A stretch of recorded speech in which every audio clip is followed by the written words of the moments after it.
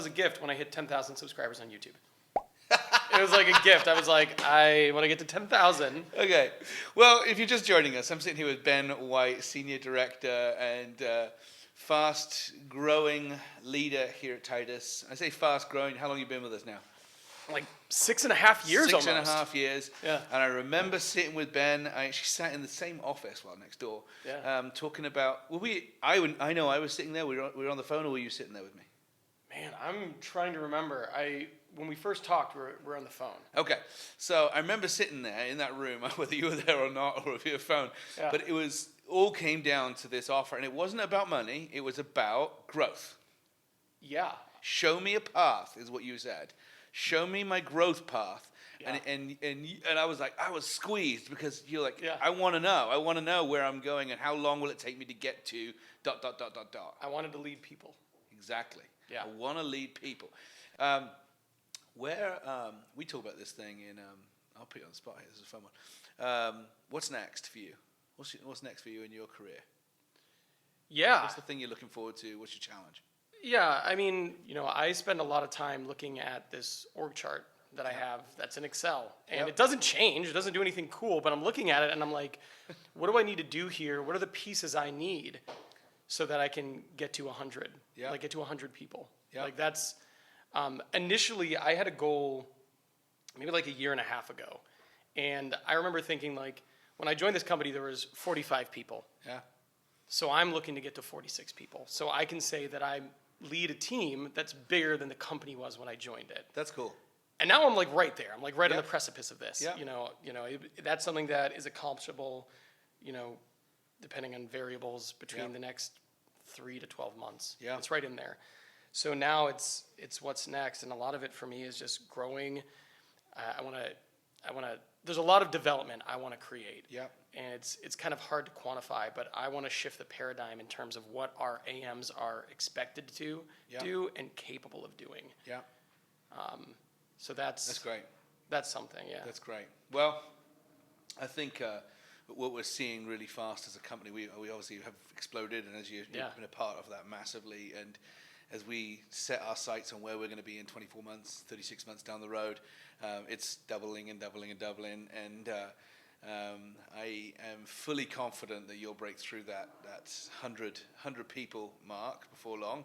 Yeah. Because I know that's where we're going as a company. All of our teams across the country are doing that, and I think what you've described is a lot of individuals, not just at our organization, but it's a lot of people, like understanding your people. There are plenty of personalities and people on your team who actually want the map. Show me how to get there. Show me what to do. How many things do I need to do to get me to the next step? So some, it's like, here's where we're going. Let me show you how to get there. Or here's where we're going. You show me how you're going to get there. Totally. Right? Yeah. So I think it's the catering. I think you do that really well, catering to the different people on your team. And are there any other leadership principles or leadership characteristics that you want to really grow in intentionally over the next 12, 18 months? Yeah, that's a really good question. I want to continue to grow in setting people up for success through coaching.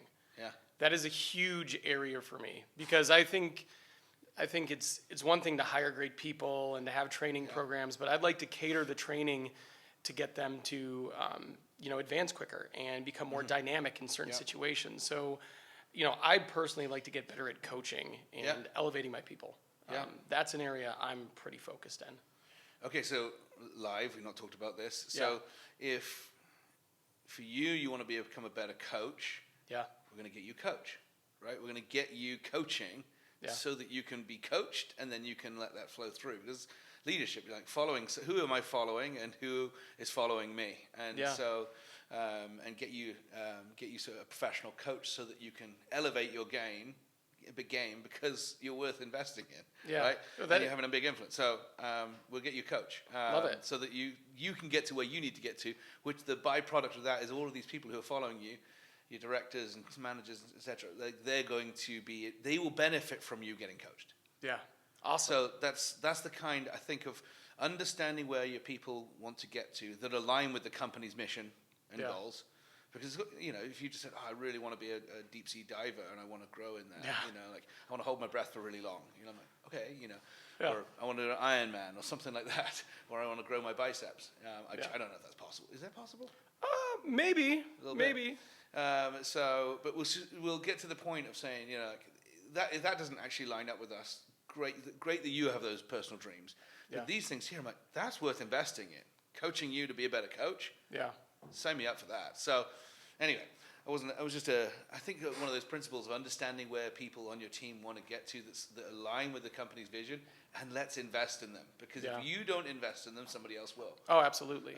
And that's where we're setting a lot of our conversations actually about how do you grow more leaders. Like, we've got to keep growing leaders. We've got to keep growing leaders. So it's important to like actually find out what people want too, because you have these conversations and you need to find the trust to wade through them telling you what you think, like what they think you want to hear and what they actually want. Yes. Because there's a lot of people who will say, okay, here are the traditional paths and here's what I need to do, but that might not be what they want to do. And, for me, all of the advancing in front of most people, none of those roles are easy. They're all challenging. Yeah. So if you're going to get there, you need to actually want it. And you need to really want it. It is too important. People leadership is too important to not be passionate about it. Right. You can't do it because you think, oh, that's the next step in my career. Even though for me, like, that was part of it, like, initially.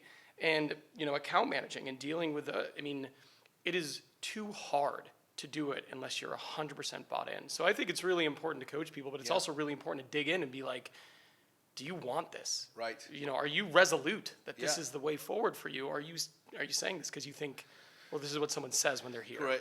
Great word. Like, we talk, get it, want it, capacity to do it. Do you get it? Do you understand the job? Yeah. Do you understand the gravity? Do you understand where we're going? Do you really, really want this? And do you have the ability or the capacity to actually get it done?